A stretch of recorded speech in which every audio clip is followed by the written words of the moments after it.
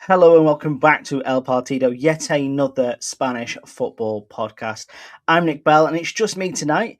No Paul this week as he has got some family commitments to attend to. However, I've definitely subbed in someone who is fast becoming one of my favourite people that I've ever spoken to.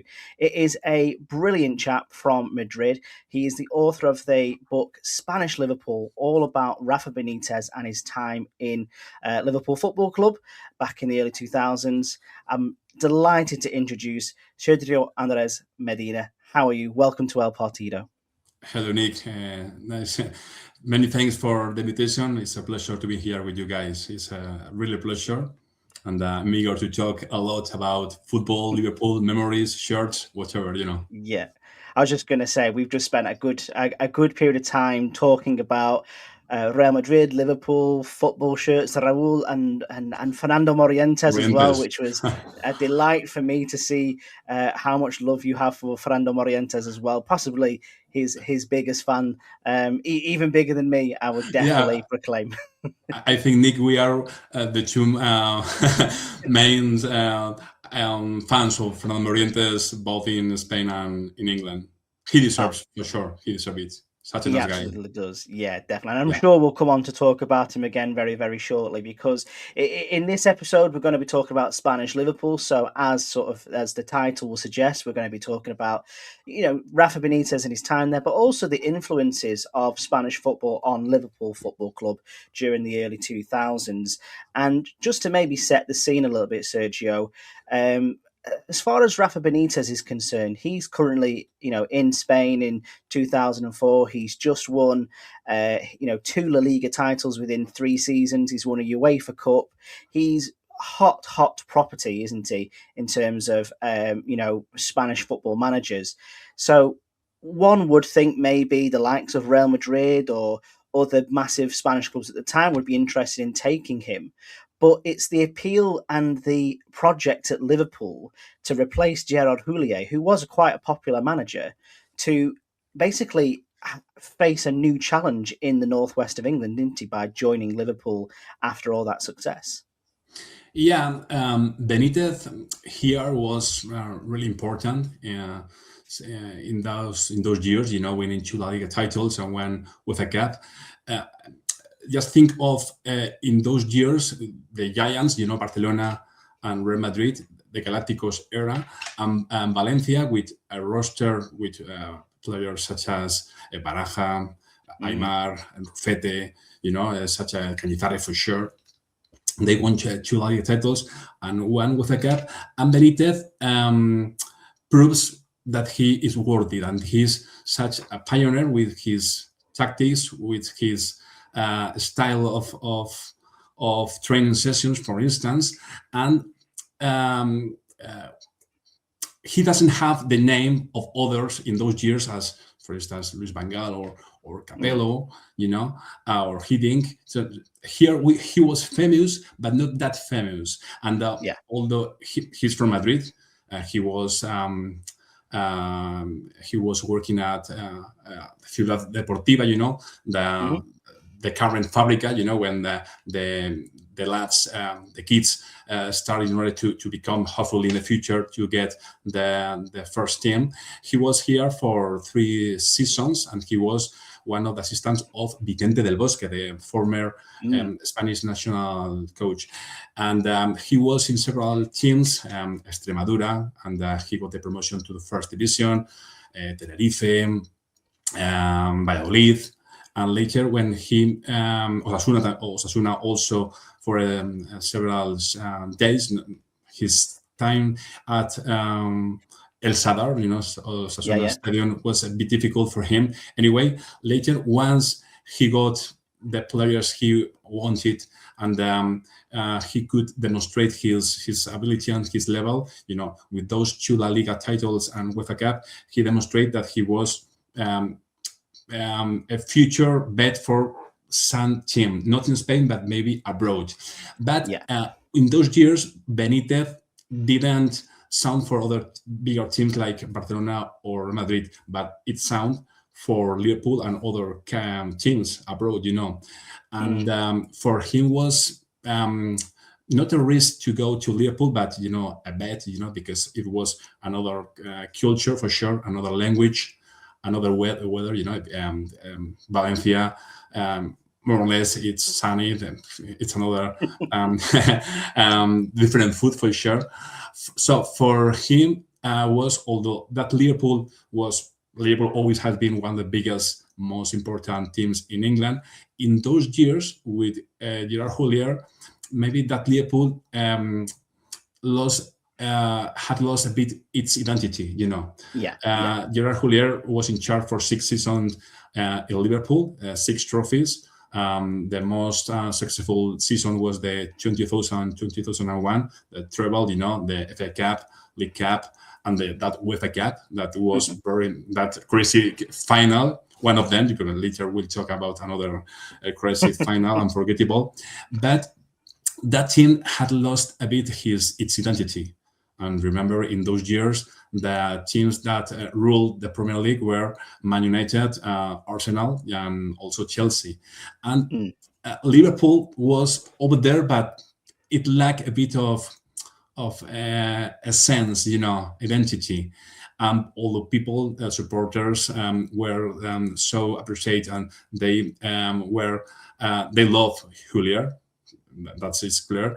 On the other hand, people needed or were requiring another way, another path, So it was necessary to change, and Benitez was the chosen one.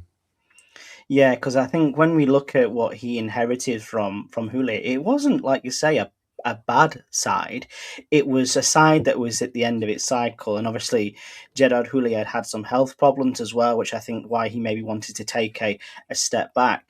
But it was an interesting appointment for Liverpool to make because it was taking someone who was a known winner of both league and European football, and I think obviously the ambition initially was to bring in this manager to, as you say, return Liverpool to the title race. They'd not won the league in England since 1989, I think it was. 15 years without winning the league, although he has won several trophies, so important for sure. But the key was the Premier League as well as the Champions League. The UEFA Cup is superb, and watch a victory, against that unforgettable Alaves as well. But the people claim it for the league, and that was the main goal for Benitez when he arrived to Melwood.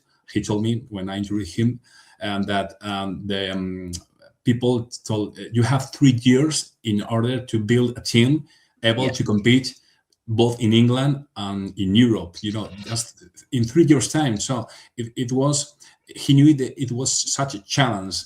The strange thing that challenge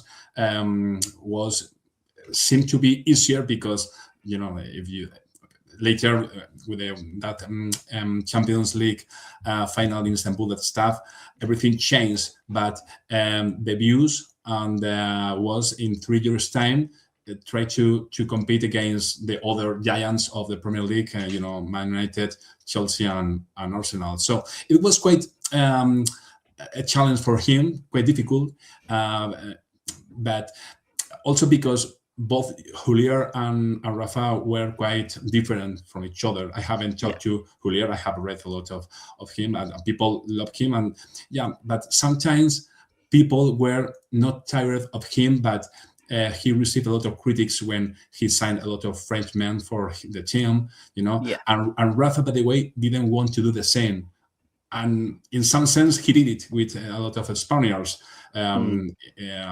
being footballers or assistants or whatever, But for him was, in the same time, was a bit difficult, but it was such a challenge. But, he knew him trust in his people, his assistants, and his notebook. His Yeah. way of being the one who is in charge of everything, because when Rafa came to England, he had to change his methods, his way Mm. of working.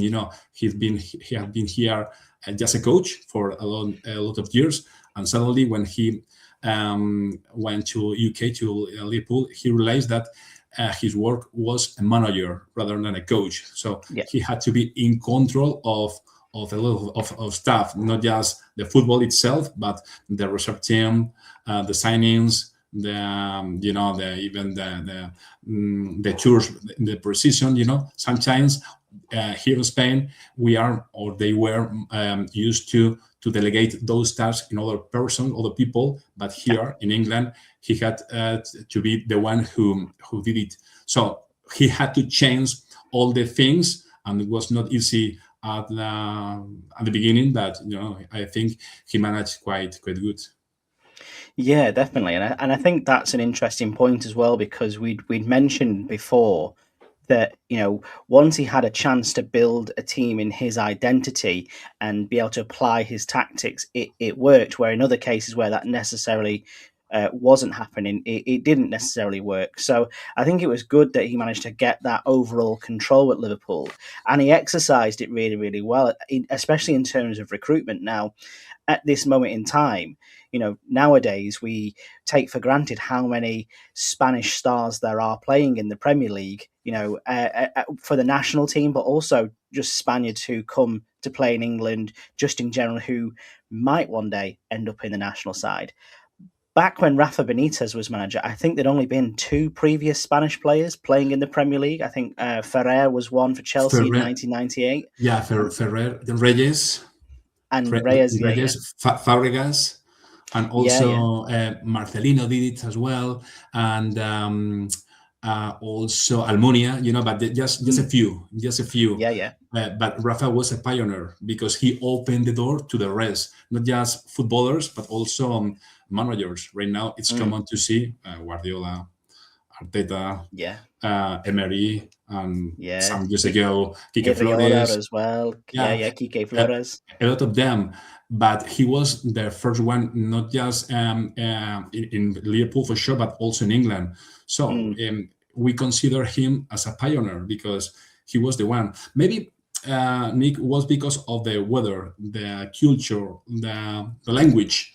mm, A lot of factors, but Spanish footballers were they tried, but they couldn't compete well. Just Xabi Ferrer. Ferrer spent some seasons in London with Chelsea, and he was successful. Such mm, a his quality, so fast, so powerful with Spain, with Barcelona. So he demonstrate.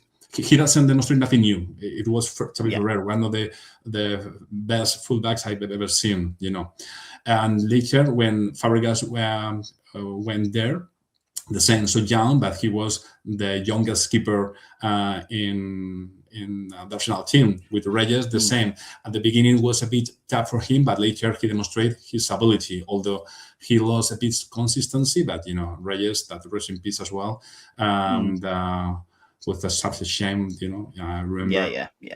anyway, but he demonstrates his ability. Ivan Campo, the Mm. same. With Campo, we have been talking about Campo previously before this chat, and such a nice guy and such a good defender. But here, not in Spain, but in Madrid, he wasn't lucky enough. But over there, he demonstrated that he was a quite defender, a quite good defender, and also he Mm. got a lot of goals at Yeah, yeah, Bolton.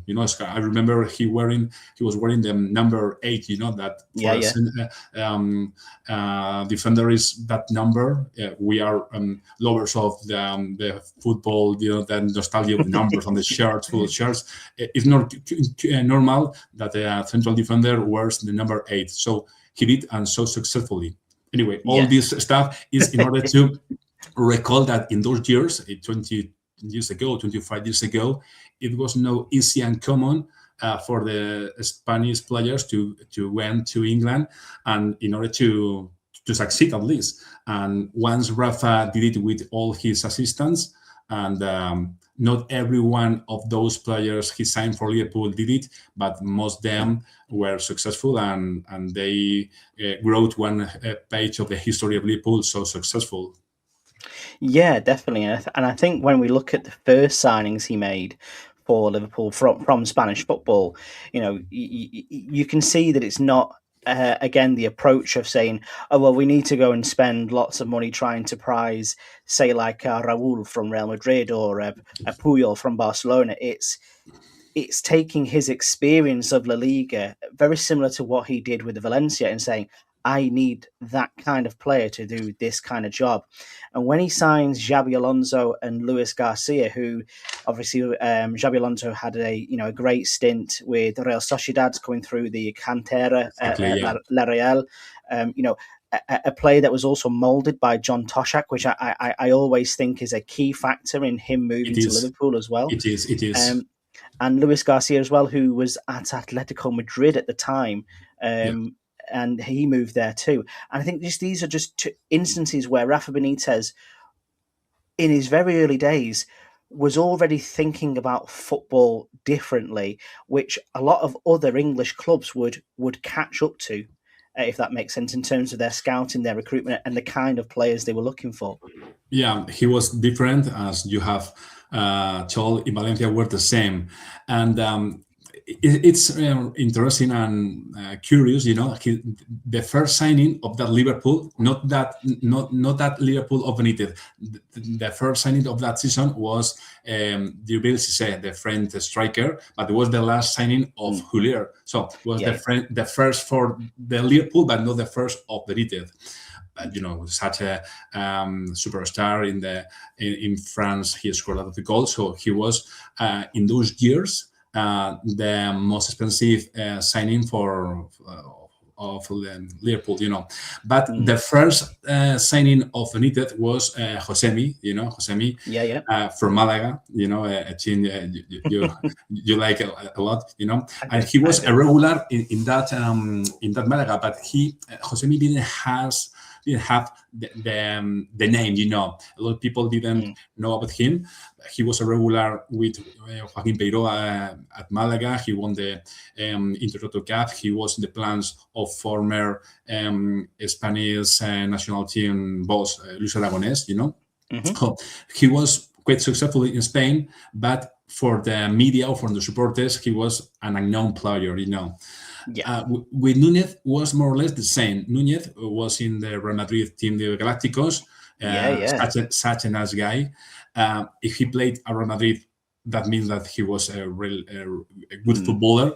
He was mostly a substitute, but he was part of that team. But right now, with this book, sometimes we are jumping to other films, but if you not with you, but if some Liverpool fan think of those years of Benitez or those years of the Spanish Liverpool, everyone thinks of Fernando Torres, Xabi Alonso, Pepe Reina, but there are other players, maybe not so famous, maybe not everyone remembers them, but also they were part of that team, and they were so important in the maybe in the first months or first season of the Liverpool of Benitez. So Núñez was really such a good footballer, but he had the bad luck that he got injured in his first training, and that he was in the when Real Madrid signed Michael Owen from Liverpool,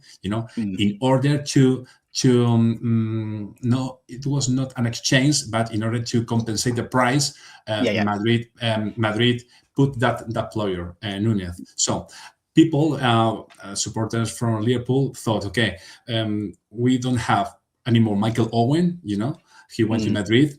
The price is not quite expensive, so we haven't earned a lot of money, a lot of £1,000,000, around, I don't remember the quantity, but around £8 million more or less. And on the other hand, we have here a player that is not that important in Madrid, and he gets injured in the first training session. So that was unfair for Núñez. And with this book, it's not the main reason, but the reason I want to try to make justice, with these guys, these not just footballers, but also people who work with Rafa, or people, guys who played in the reserve team. In those Yeah, yeah, years, there are a few guys from Malaga as well, Dani Pacheco or Francis Durant, that came from yeah, yeah, Malaga. They were teenagers in their 15s or 16, and they spent a lot of several years in Liverpool, and they were part of that core, of that nucleus of that Spanish part in Liverpool. So I try to, I want to people recognize and remember them also as mm, members of that part. And sorry, with Nunez and Josemi, they were part of actually the first two Spaniards in Liverpool history, and the first signings of Rafa. But later, people demanded more, yeah, And yeah, once Xabi Alonso, Luis Garcia, they came together, they arrived at John Lennon Airport.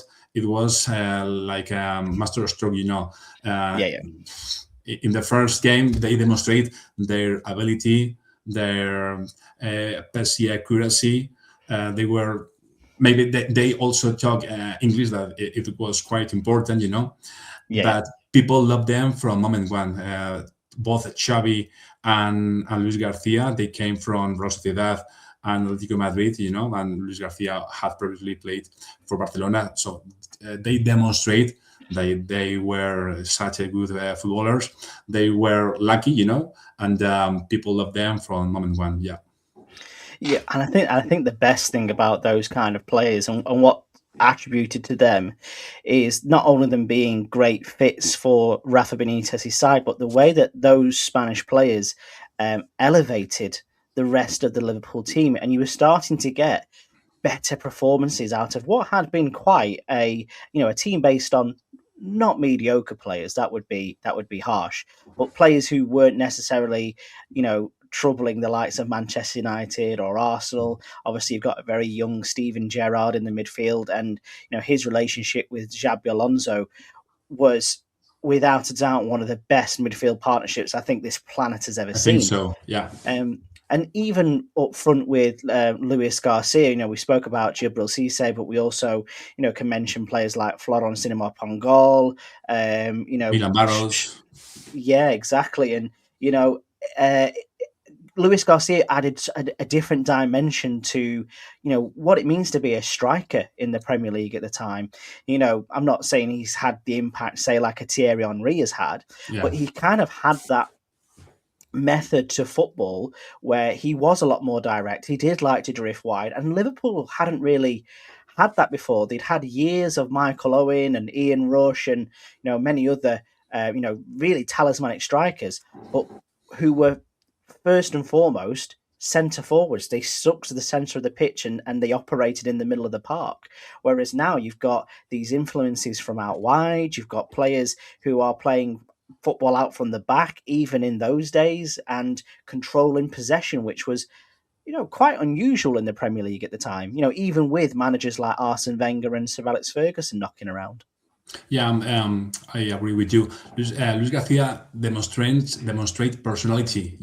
Even Mm, having the 10 number. We as football shirts lovers know that the value of the number, and that number 10. Michael Owen wore that number. John Barnes wore that number. So mm, not everyone could be able to wear that number, and Luis Garcia did it, and from moment one, he became a cult figure, because yeah. also part of his success is, those goals, those amazing goals. I remember that volley against Juventus in the Champions Hmm. League, but also that ghost goal against Chelsea, that semi-final. So he did the impossible easy sometimes, and Yeah. people love him because of that, because he had things of genius. He has Mm, mistake as well as everybody, but yeah. Yeah. those tiny details of magic, pure magic, with awesome goals, and wearing the number 10, that Mm, is number so important that he in Spain we say pesa mucho, ese número pesa mucho, that yeah. number Yeah. is so heavy, not everyone Yeah. is able to carry the responsibility. Luis Garcia did it, and Alonso with the same, although with that 14 number always in all his shirt at Real Sociedad, Real Madrid, and Spain, or Bayern Munich, Yeah. And he demonstrated his ability to pass, such Yeah. and so smart. So a guy with an intelligence. So he was so young, 21, 22 years old, but he played like a veteran. Yeah. Absolutely incredible talent beyond his years. We did an episode recently on him when he was playing for that short period in Eibar, and obviously when he goes back to become captain under John Toshik, you could see from a young age how talented Xabi Alonso was.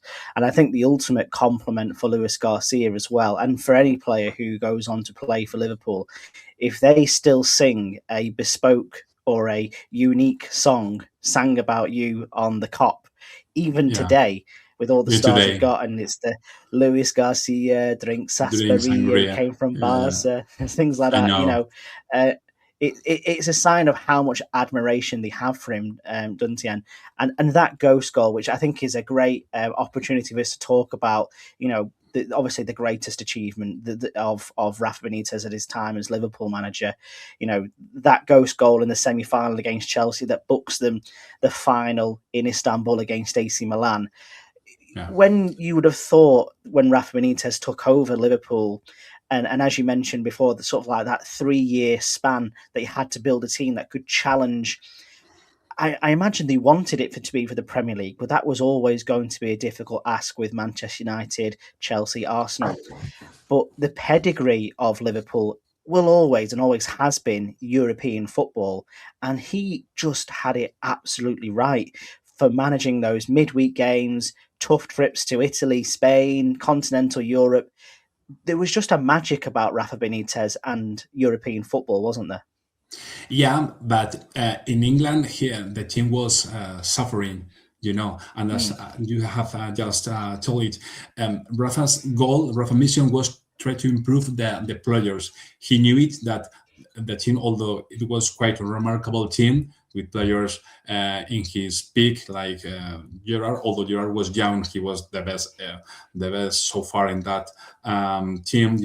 With guys like Hipia, Carragher, Milan Barros, Schmeiser, with Xavi, Luis Garcia, but.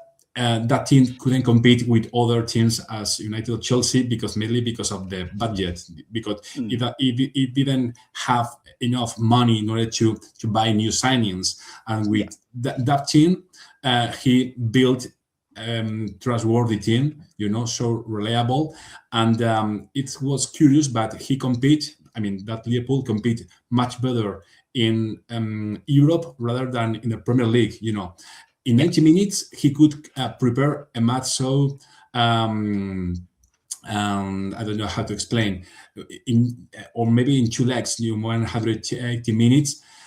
Although other teams, the opposite team was maybe better, that Juventus in Europe was much powerful, Nedved, Ibrahimovic, Del Piero, and without Xabi Alonso in the first leg, they contained that team. And later at the LP, also they, I think they finished 0-0. But anyway, and they got to the semifinals. So he was such a tactician, Benitez, and he could prepare the match, knowing that he had not the best team possible because his resources were just a few, but he could compete with other teams much bigger, with more money and better in one word, rather than in long term. He knew that in England was tough, was difficult, but his views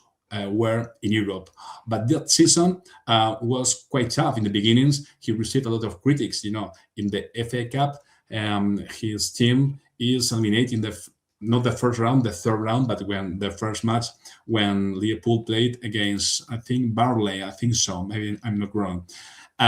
In Champions, we all know what happened, and it's important that Carling Cup, the League Cup, that team arrived to the final, and they were defeated 3-0, 3-1 against Chelsea, the Chelsea of Mourinho.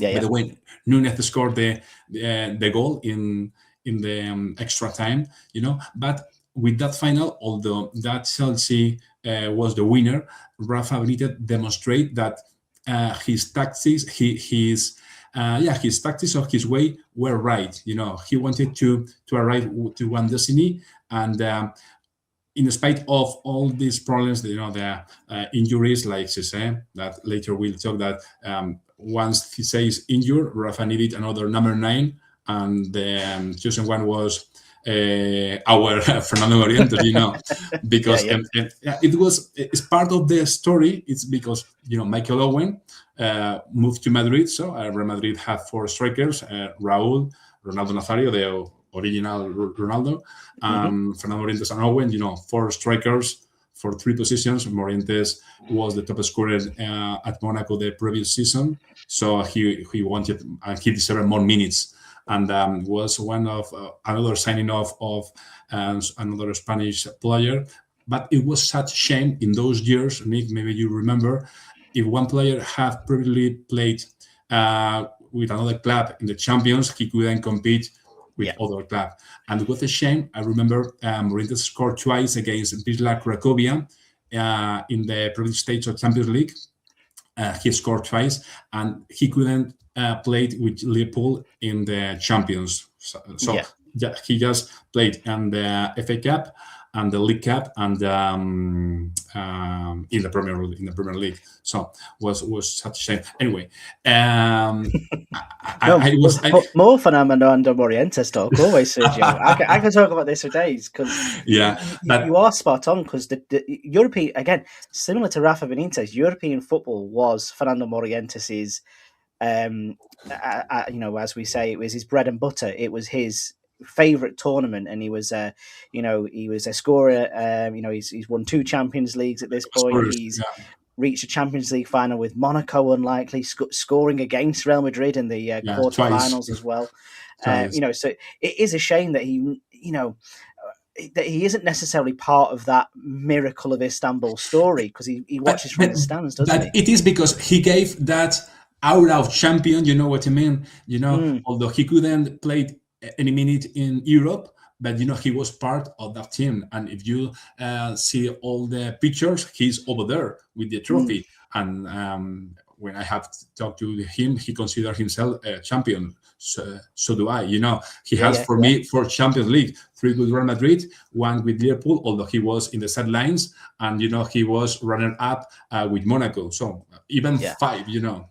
That's good. I really like that, the way he thinks that way as well, because that's the way it should be. Like you say, a team is more than the 11 players on the football pitch, isn't it? Like you say, you cannot draw. Guys, the amount of players on that football pitch who had never even been in a Champions League final, will naturally look at Morientes and say, well, you've been here 3 times and you've won, 2 of them on the occasion. So what do we need to do here? And, there will always be a magic about the miracle in Istanbul and that game. Obviously, you were talking about coming up against teams with money and with superstars. And I think in this era, alongside the likes of the Galacticos of Real Madrid, AC Milan were also that superstar team, weren't they? With Clarence Seedorf, Maldini, Kaká, Nesta, Shevchenko up front, Gattuso, Crespo, Inzaghi, and all those superstars, and obviously with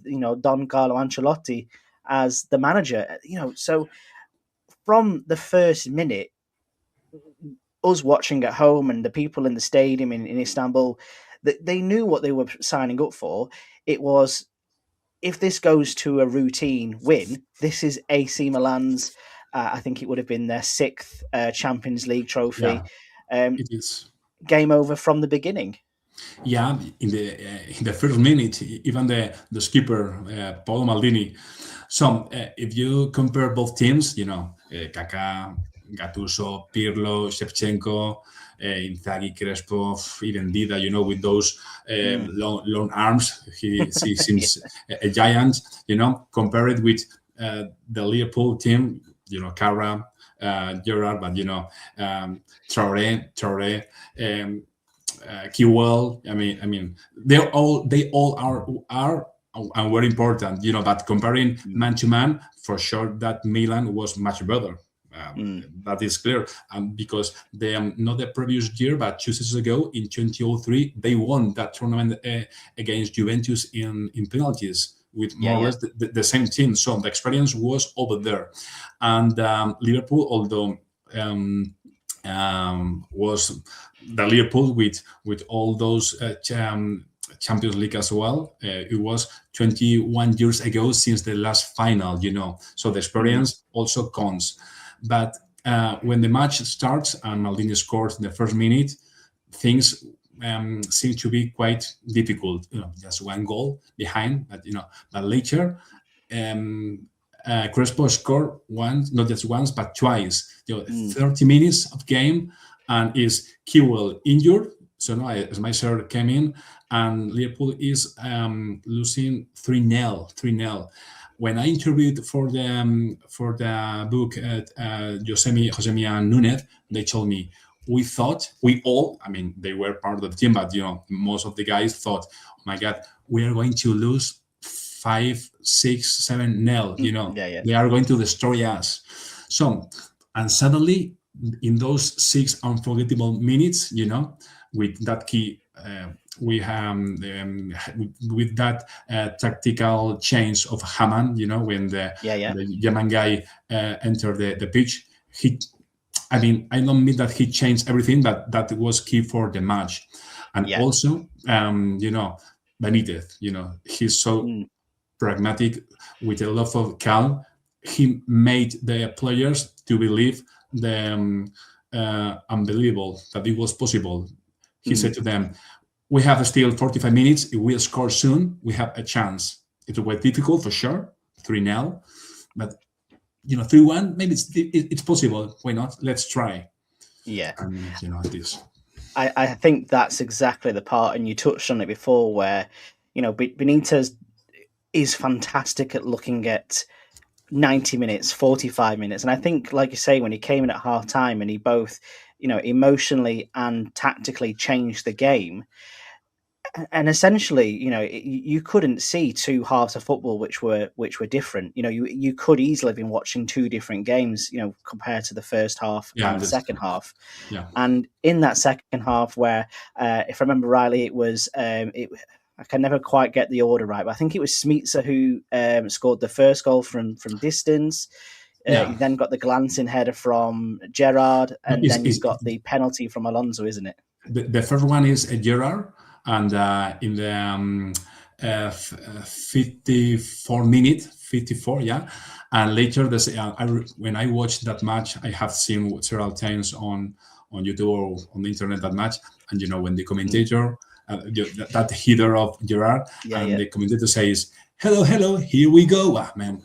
And if you pay attention to Steven Gerrard trying to cheers up Yeah, his getting mates everybody G'd up. and the supporters in the stadium, and later Schmeichel with that shot, and and later Alonso that penalty, that by the way did save that penalty, but later he was Mm. quick enough to in the rebound he snatched the ball.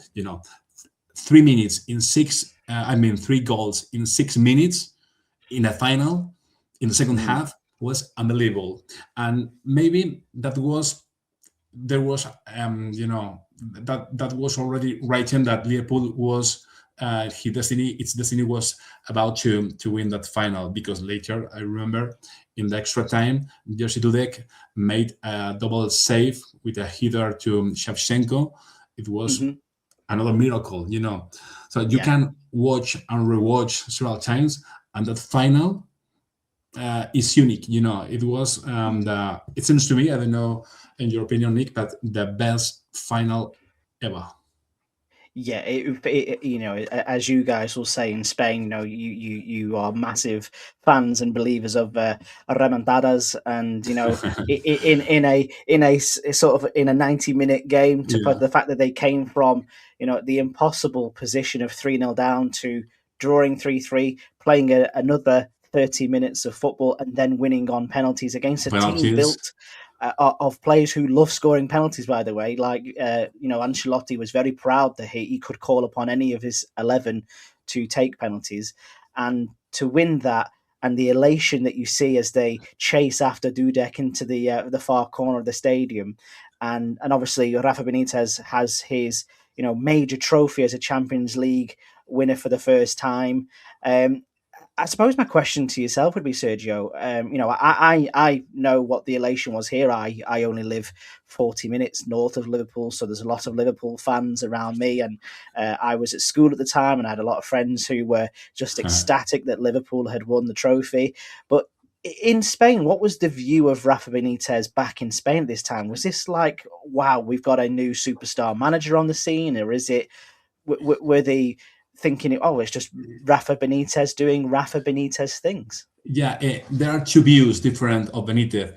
The first one, in those years, a lot of Spaniards support Liverpool because there were five guys: Josemi, Núñez, Luis Garcia, Xabi, Alonso, and Morientes. They were part, and also the staff, Benitez, Ayestarán, Paco Herrera, José Torena, around 19 people in Liverpool. So we support Liverpool, and although it was a final between an English team and an Italian team, we support Liverpool, like we felt it as part of a Spanish team. So in those years, Benitez was such a pioneer and so successful, because he is one of the few Spaniards who had won the Champions League.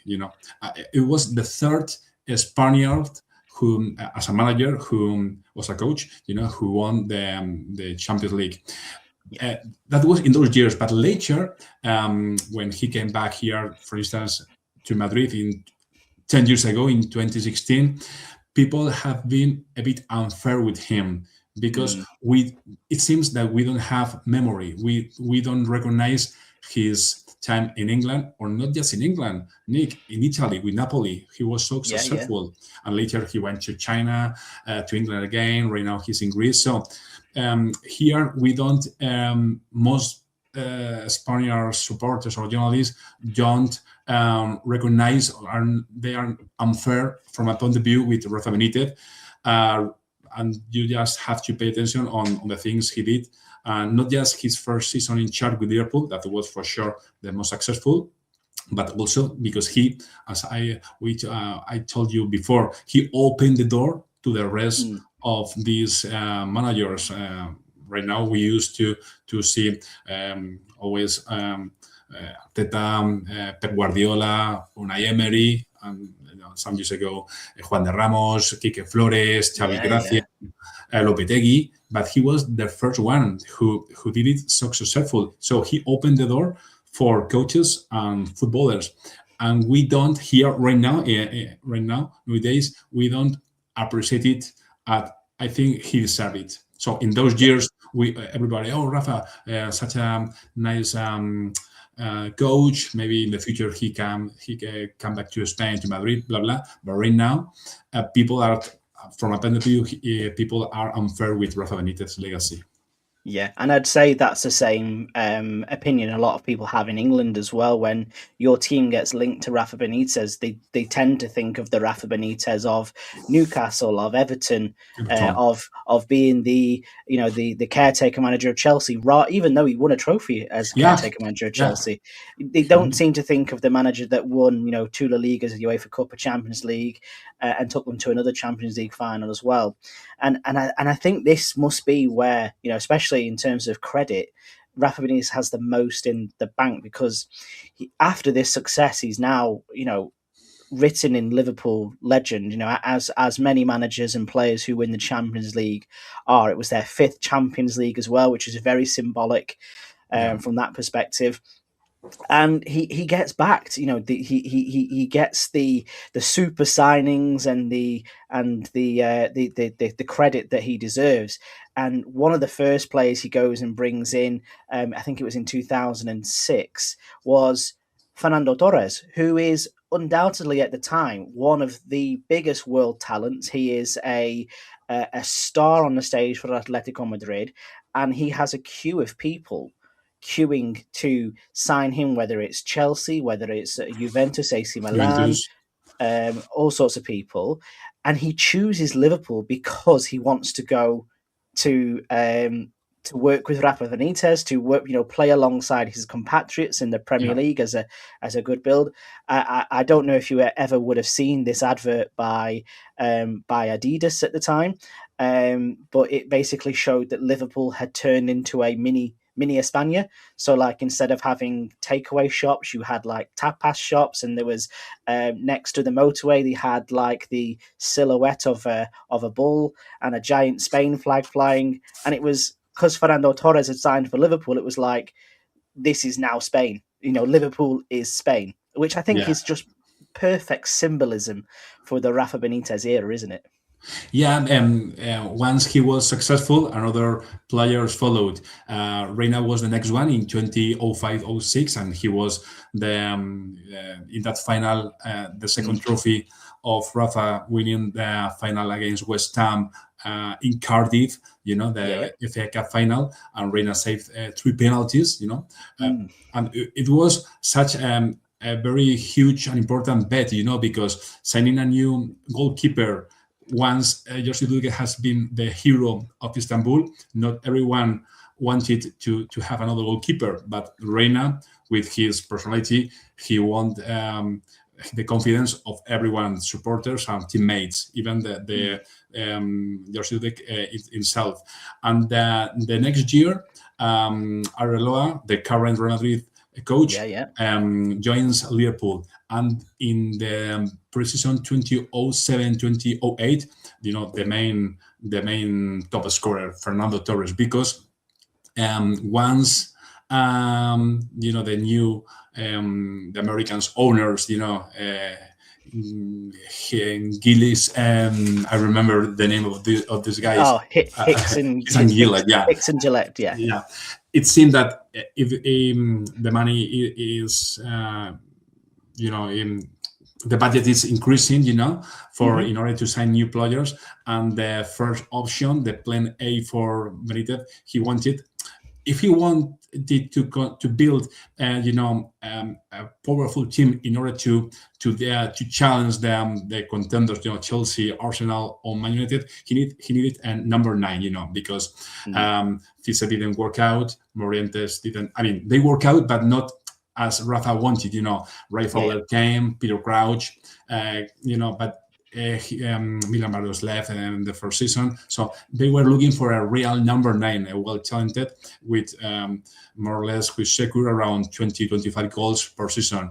And once Torres joined the Reds, the Liverpool, it was like more or less the same impact as Luis Garcia or Xabi Alonso. From the first moment, people realized, oh my God, what a striker. Yeah. And his level, I mean, Torres was here at Atletico Madrid, the captain, and in his 20s, for 6-7 seasons, he was the top scorer in his 21 years old, so young, and being the skipper. And also he carried the weight of the club in his shoulders. Do you know what I mean?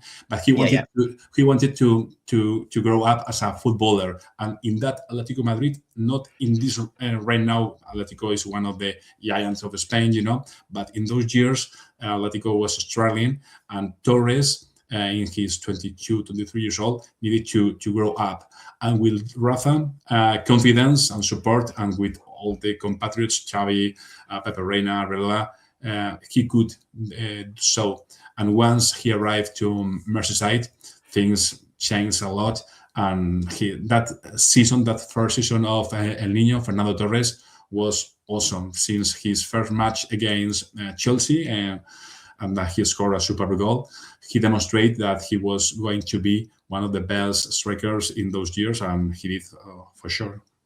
Yeah, and he was an absolutely incredible striker for Liverpool, and I think that was, very much built up around who he was playing with. Like you say, when you look at that Liverpool side of around, like you say, the 2007, 2008, you've got Fernando Torres leading line. He's supported by Dirk Kuyt and Maxi Rodriguez. You've got a midfield of Gerrard, Alonso, Mascherano. You've got, Jamie Carragher at the back with Alvaro Arbeloa, Pepe Reina in goal. It is as close as you probably got to a superstar side like a Manchester United or a Chelsea or an Arsenal, where you kind of sense that Liverpool were back, and it couldn't have been far away that they would be challenging towards the top end of the table. I think they in that season when Fernando Torres first joined, I believe if I remember rightly, they finished second in the league for the first time in decades, really.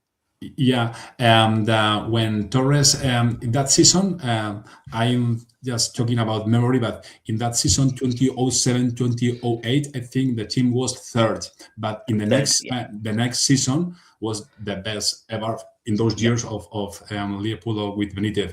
In 2008-2009, they finished runners up, just 4 points behind that Man United. But that team, it's curious, Nick, without winning a trophy, is reminded as one of the best Liverpool's teams ever, because counting on that partnership, because I think both Gerrard and Torres found in each other the best made the best partnership, because they made each other better, better.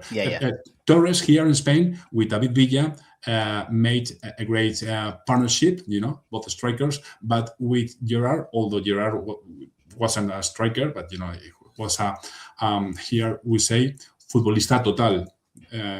Because he played in every position, and with Torres scored a lot of goals, so they complement each other. And that team, I remember that match against Real Madrid in Champions League, 4-0 at Anfield in Champions, and the next week 1-4 at Old Trafford. That team was unstoppable.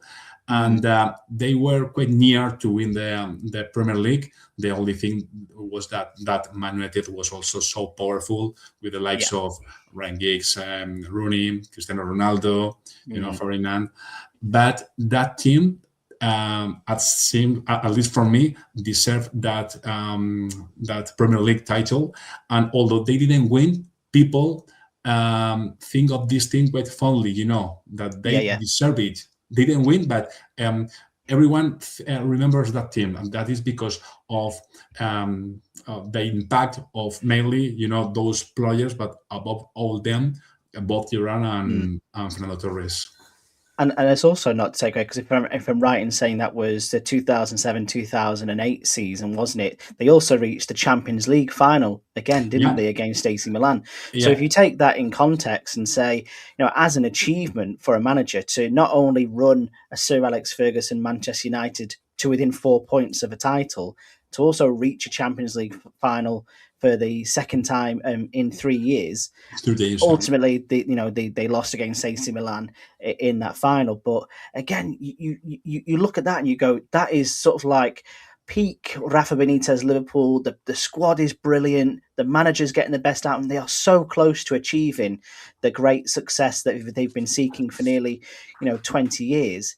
And then this summer transfer window afterwards, when we start to see a change in position, don't we, from the ownership, from Hicks and Gillett, we start to see players being sold from Liverpool. So famously, we see Xabi Alonso being sold, which is Mascherano being sold as well.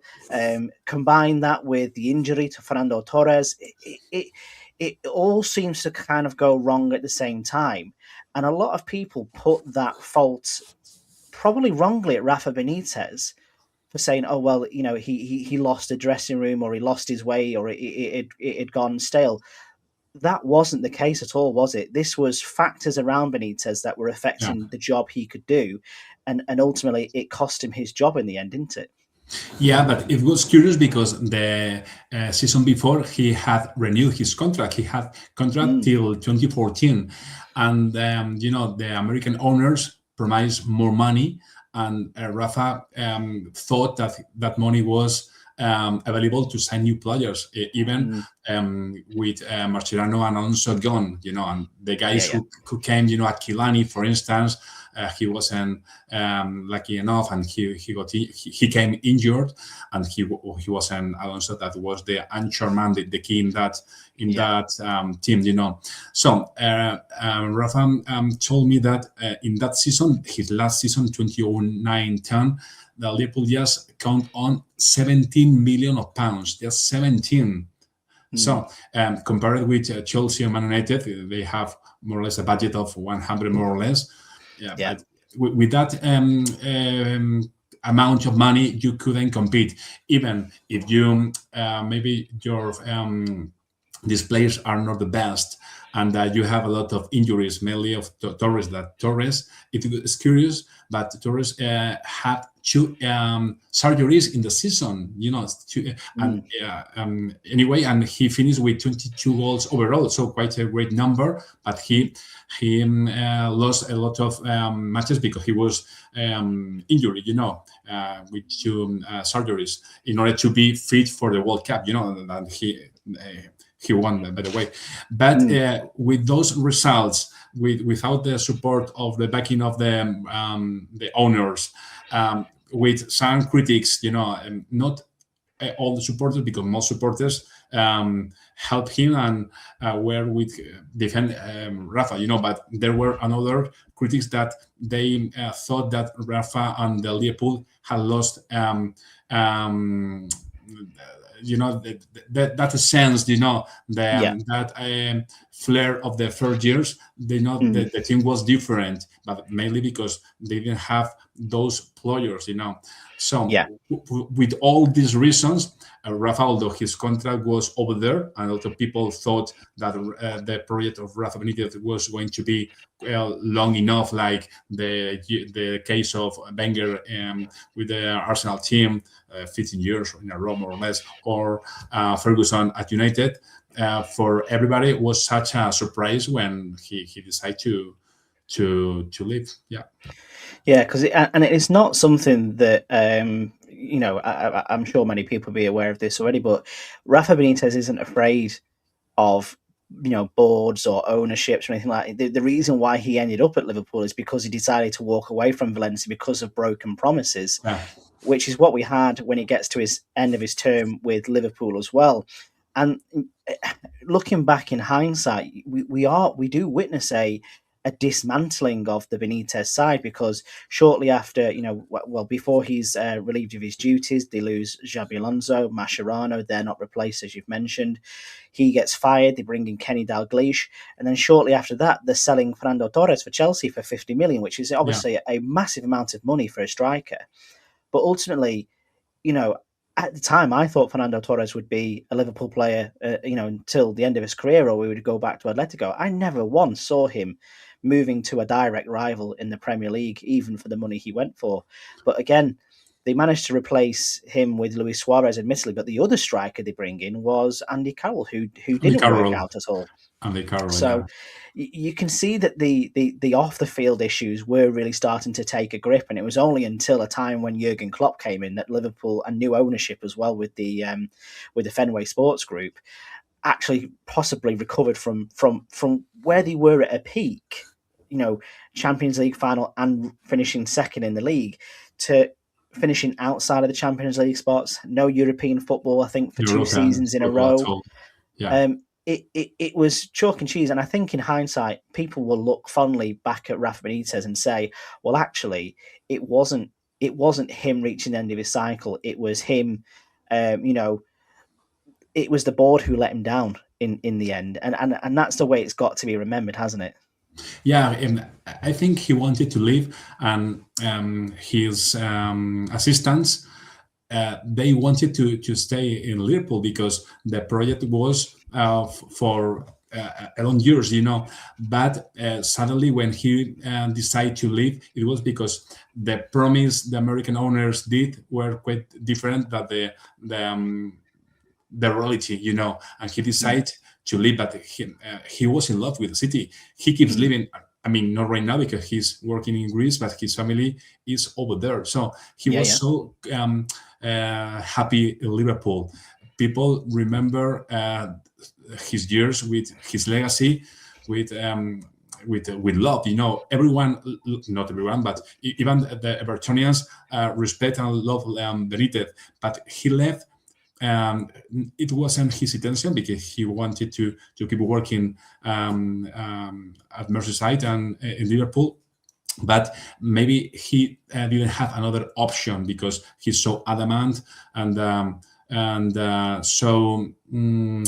don't know how to explain in English, but his desire or his objective with that with those owners or the people who were in charge, he knew that he couldn't get the result or the way he wanted and he was doing in the previous years. So that's that's the reason that he left. But on the other hand, later, once he was in Italy with Inter Milan, these owners, the American owners, left because the club was not about to disappear, but it was a real economic big crisis. And once they left, things started to more or less to improve. But at least with Benitez, although between Benitez and club have been around 8 years or maybe a bit, because Benitez left in 2010. Jurgen Klopp joined Liverpool in 2015. Yeah, 5 years difference. But with Rafa Benitez, Liverpool recuperate that identity that was lost in in the old times. And Benitez was key, not key, but was important for the club project. A lot of people say different teams, that doesn't make sense, but it seems to me that with Benitez, show the Liverpoolians, the supporters, that coming back to the old times with that attitude or that way of working, it was possible. And he compete not just in England, but mainly in Europe. And some years later, club got benefited of those efforts. I don't know if you get me what I'm right now saying, but Benitez was in his way important for the future of LFC, at least from my point of view.